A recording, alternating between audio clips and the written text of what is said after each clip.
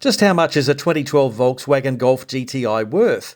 At the auctions, this black 2-litre turbo had 197,000 kilometres with the 6-speed DSG gearbox and some funky upholstery. Well, it started at $4,500, then all the bids were in the auction lane, with the car on sale at $6,000 and selling for $6,600. Now, this one caught my eye because I couldn't afford it new. A 2015 Jeep Renegade made in Italy under the former Fiat Chrysler setup, running the 1.4 turbo, which the internet says is a better engine than the 2.4.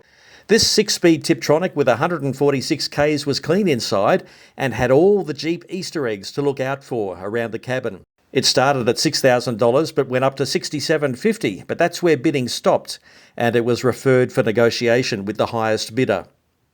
Then there was a 2019 Kia Picanto GT, a 1-litre 3-cylinder, which had 106,000 kilometres and a manual gearbox. These came with leather trim, and this South Korean car started at $7,500 before being bid up to $8,100, where it was on sale and it sold.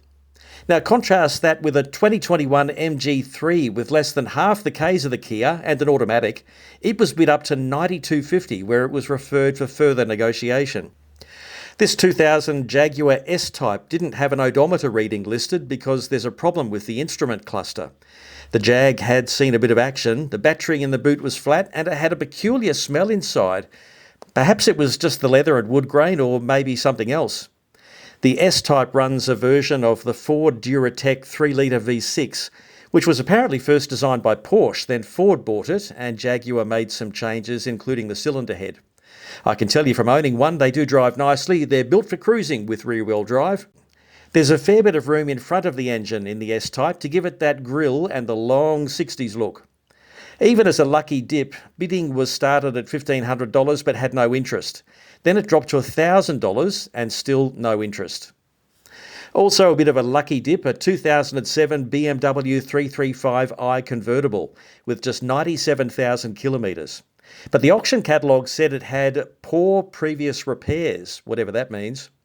It was an automatic running a 3-litre 6-cylinder turbo with lots of M badging, even on the door handles. The top did drop, but it didn't tempt a buyer, with no one bidding at $8,000. But there was some interest in this 2010 Ford Escape Auto running the 2.3 petrol engine with 228,000 kilometres. It wasn't in too bad condition, although some of the clear coat was giving up, and I did notice the driver's door closed with a metallic crack sound that the other doors didn't seem to have.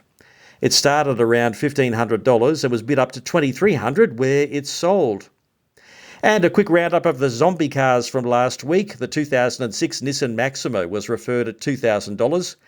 The 2002 Hyundai Elantra was referred at $750 this week.